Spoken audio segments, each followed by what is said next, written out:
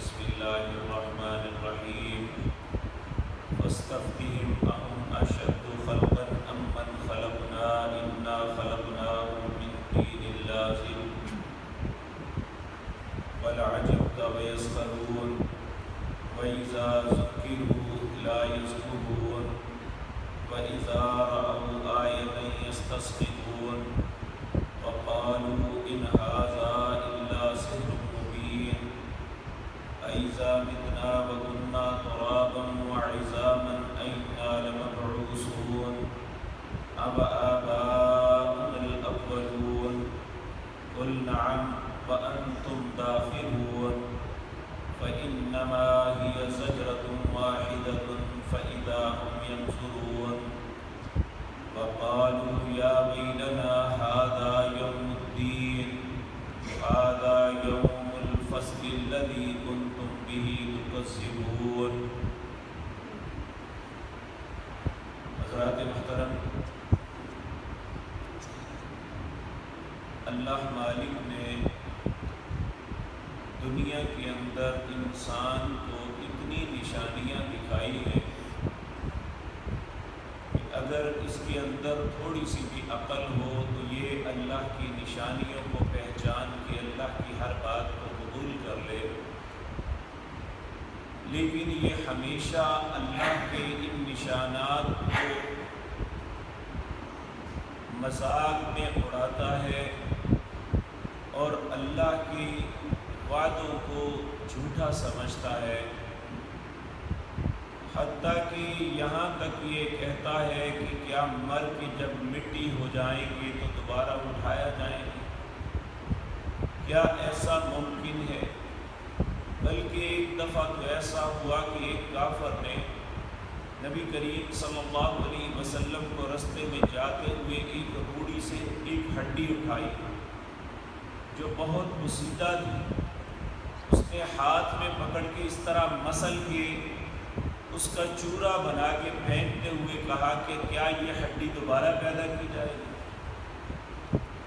تو اللہ رب العزت یہاں پہ ان لوگوں سے جو آخرت کا انکار کرتے ہیں، سوال و جواب کو برحق نہیں سمجھتے، ممکن ہے ہم میں سے بعض لوگوں کے ذہن میں آئے کہ ہمارے معاشرے میں تو ایسا نہیں کرتے۔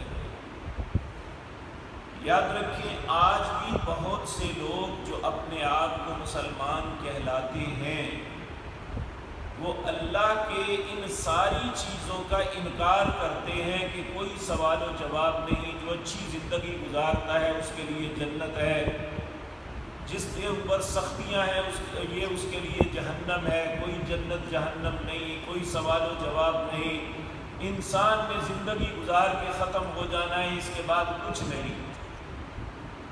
یہ اللہ رب العزت یہاں پہ ہر اس شخص کو جو آخرت کا انکار کرتا ہے اسے کہتے ہیں۔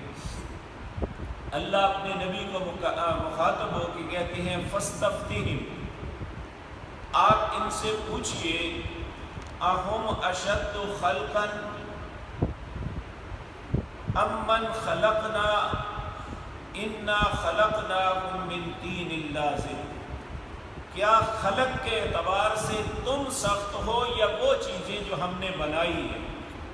کیا آسمان، زمین، پہاڑ، یہ کڑک، فرشتے، ان کی آوازیں، ان کی قوت اور طاقت، اللہ فرماتے ہیں یہ ان سے پوچھو تم زیادہ خلق کے اعتبار سے، پیدائش کے اعتبار سے تم سخت ہو یا وہ چیزیں جو ہم بنا چکے ہیں؟ انا خلقناہم من طین لازب، یہ تو انسان اپنی اوقات نہیں جانتا جسے ہم نے گندے ہوئے گارے سے پیدا کیا ہے، یعنی مٹی اور پانی کو ملا کے گارا بنایا جاتا ہے، اس گارے کے ساتھ اس انسان کی پیدائش ہوئی۔ انسان کو یہ فوراً سوچ آتی ہے، کبھی ہمیں کہا جاتا ہے کہ ہم پانی سے پیدا ہوئے، کبھی گارے سے، یہ کیا ہے؟ یاد رکھیں سب سے پہلے انسان سیدنا آدم علیہ السلام کو اللہ نے مٹی سے پیدا کیا، پھر اس کے بعد ہر انسان ایک نطفے سے پانی کے قطرے سے پیدا ہوتا آ رہا ہے، لیکن انسان کا آغاز جو ہے وہ مٹی سے ہے۔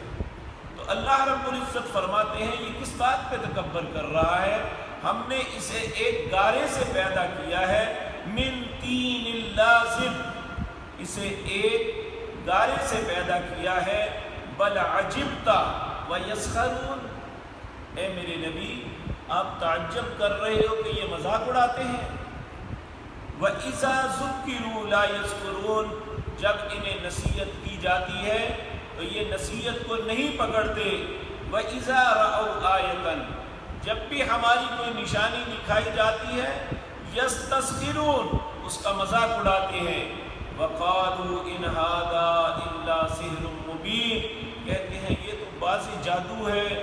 أَإِذَا مِتْنَا وَكُنَّا تُرَابًا وَعِظَامًا أَإِنَّا لَمَبْعُوثُونَ، کیا جب ہم مر کے مٹی ہو جائیں گے، ہماری ہڈیاں بسیدہ ہو جائیں گی، أَإِنَّا لَمَبْعُوثُونَ، کیا ہم پھر اٹھائے جائیں گے؟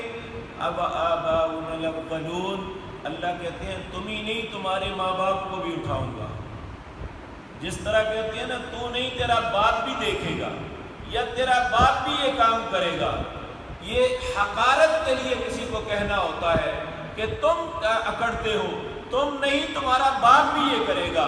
تو اللہ رب العزت بھی کہتے ہیں تم کیا چیز ہو، وَآبَاؤُنَا الْأَوَّلُونَ، تمہیں ہی نہیں تمہارے باپوں کو بھی میں پیدا کروں گا۔ قُلْ نَعَمْ وَأَنْتُمْ دَاخِرُونَ، کہہ دیجئے ہاں تمہیں ضرور ذلیل کیا جائے گا۔ فَإِنَّمَا هِيَ زَجْرَةٌ وَاحِدَةٌ، ایک چیخ آئے گی، ایک آواز آئے گی، فَإِذَا هُمْ يَنظُرُونَ، تم دیکھ رہے ہوگے۔